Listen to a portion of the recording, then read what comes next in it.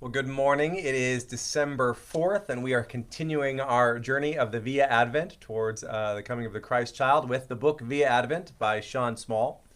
And today's chapter is entitled An Unexpected Response, and we get the poetic and beautiful interpretation of what happens when Zechariah meets the angel Gabriel. I love that this chapter starts with the line, "Why do they always look as if they will die?" It is interesting. Every time angels meet humans in the scriptures, the angel's first response is "Be not afraid."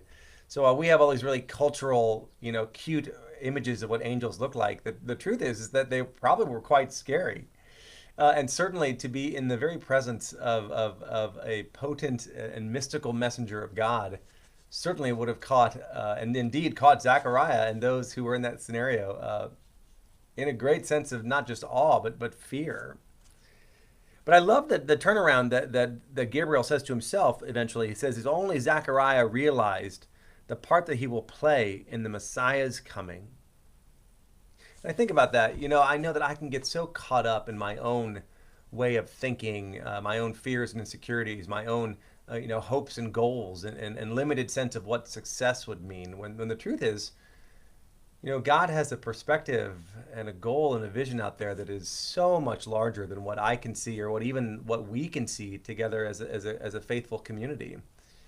And when I read that line, I thought, wow, what would it be like to just remind myself that I'm a part of a flow of grace and love that is so much bigger than me. And the best times in my life are when I just lean into that powerful force of grace that carries us, that uses us for God's great purpose. Just like Zechariah is about to be used.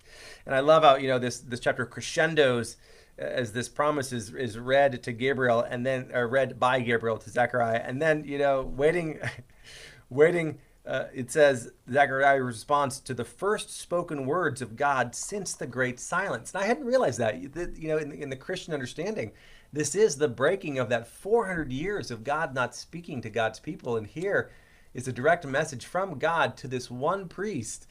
And it reminds me of when Peter gets out of the boat to walk on the water and then he sinks. Is that here you have Zechariah, who just a second ago was afraid of dying. And then in the span of just a few minutes, he goes to the point where he says, "Sir, I have a question."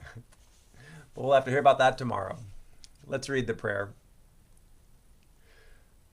Lord, I come before you with the desires of my heart. Jesus, you said that I can ask anything in your name and you will give it to me. If I love you with my whole heart and obey your commands, teach me to be a person who fearlessly obeys your voice. Teach me to be a person who passionately loves you. Teach me to ask only those things that are of your will, and have the courage to live out the answers to my prayers. May the Father be my master. May the Son be my shepherd. May the Spirit be my guardian. Blessed Trinity, help me understand your advent. Blessings. See you tomorrow.